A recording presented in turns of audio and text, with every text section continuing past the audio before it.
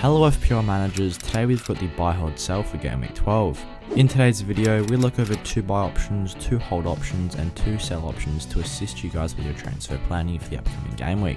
If you guys want to get the extra edge this FPL season, then click the top link in the description to get yourself 65% off Fantasy Football Fix Premium and also get yourselves our free strategy guide. So just before we get into the video, don't forget to leave a like and subscribe to show support for the channel as we are trying to hit 7k subs by the start of game week 12, and also click that notification bell so you guys don't miss any future uploads. And with that being said, let's get into the video. Conor Gallagher is the first buy option on the list as he is coming off yet another double digit haul in game week 11. He got himself 11 points against Wolves, so he got himself his 4th goal of the season, which does make it now 4 goals and 4 assists for his campaign so far. Consequently, he has become the second highest scoring midfielder in FPL at just £5.8 million, as he's already recorded 62 FPL points. Obviously, this highlights his incredible value as he has obviously outscored the likes of Mane and Heung-min Son, who are significantly more expensive than him, and Crystal Palace also have some strong upcoming fixtures. They face Burnley, Aston Villa and Leeds as their next 3 opponents, and all the way up until game week 20 they only have 1 match with an FD rating of over 3. So with this very good long-term fixture run, it definitely is a good opportunity for Conor Gallagher to extend his scoring run. Also, he has been in very good form recently, producing 24 FPL points in his last 2 games, as he has recorded 2 goals and 1 assist over this period. Speaking of, in his most recent match, he had some very strong underlying numbers with an XG of 0.69 and XA of 0.22,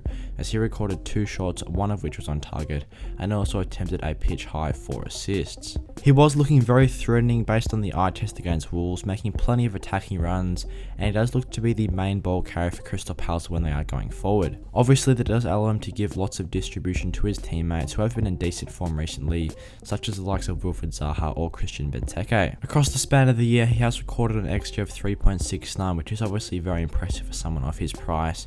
So if he can keep up his strong current form, he definitely will be a very good differential option midfield, which is a 13.3% ownership. So if you are looking for a mid-price midfielder at the moment for game week 12 and onwards, I do think Conor Gallagher will be the one. Also, his price should be rising in the coming days as well, so that would be good for the squad value.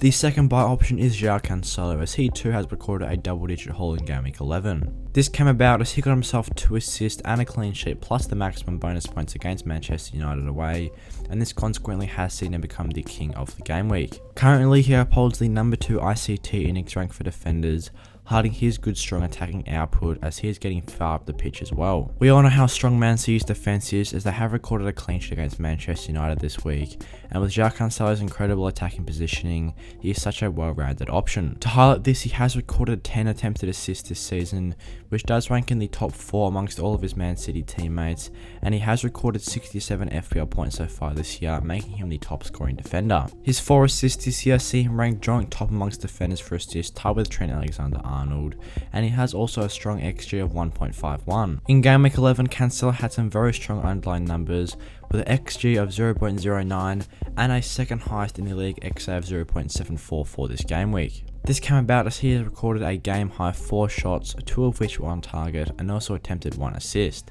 So with Man City's good fixtures of Everton, West Ham, Aston Villa and Watford as their next 4 opponents, plus a very good extended run of fixtures after this, I do think he is one for strong consideration in your teams.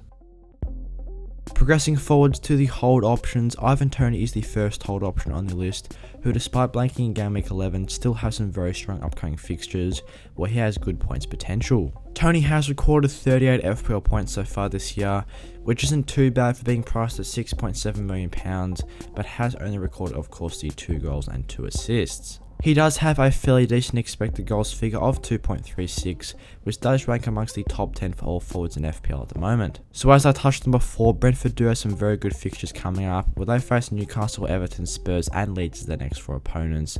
I do think it could be a good time to hold on to Ivan Toney, despite a lot of managers transferring him out. Toney is one of the most transferred players so far this week, with already just under 50,000 managers moving him on, but I do think if you are looking to move him out, now is probably not the time, especially with a good fixture of Newcastle away next week. Also at the moment, there aren't too many other forward options that are firing, so I do think Toney still will be one of the best picks over the next few weeks.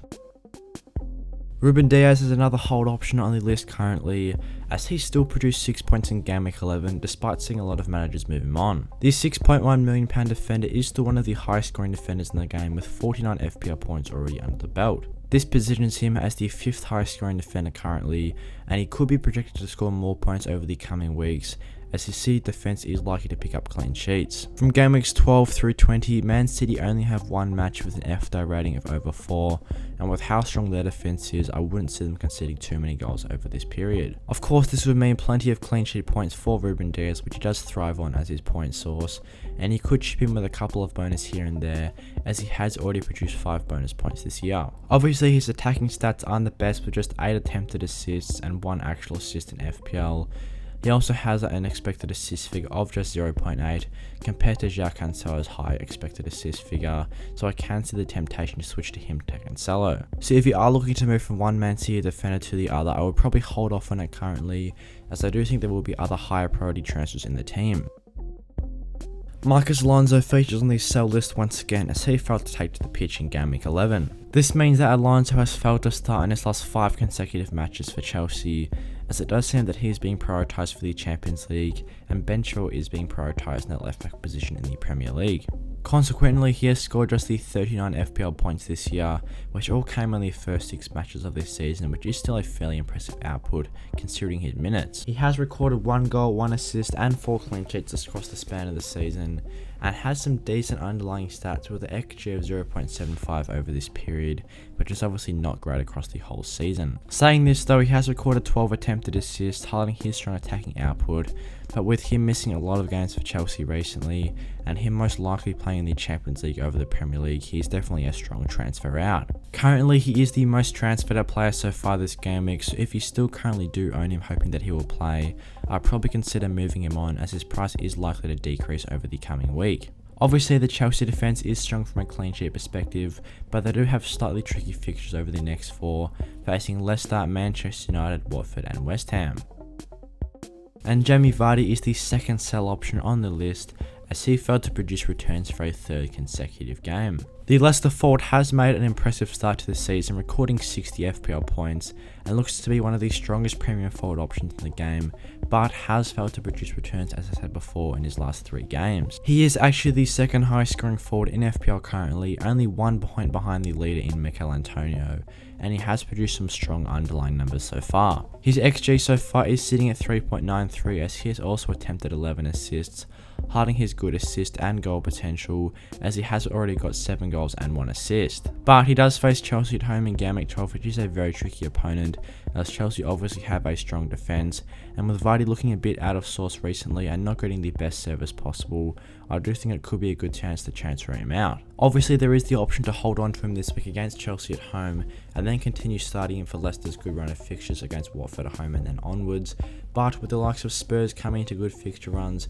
Harry Kane could be a good pick, and maybe even Cristiano Ronaldo could come back into the side as that premium forward option with United's good upcoming fixtures. Over the next 5 game weeks, Vardy is projected to score less points than the likes of Kane and Ronaldo, so I do think it could be a good time to move on him now, as I do think his price will decrease.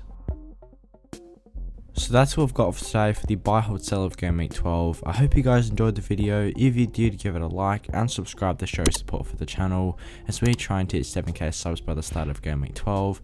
And also click that notification bell so you guys don't miss any future uploads, and leave a comment what you guys thought of this video and what are your transfer plans for the upcoming game week. And with that being said, I'll see you guys in the next one.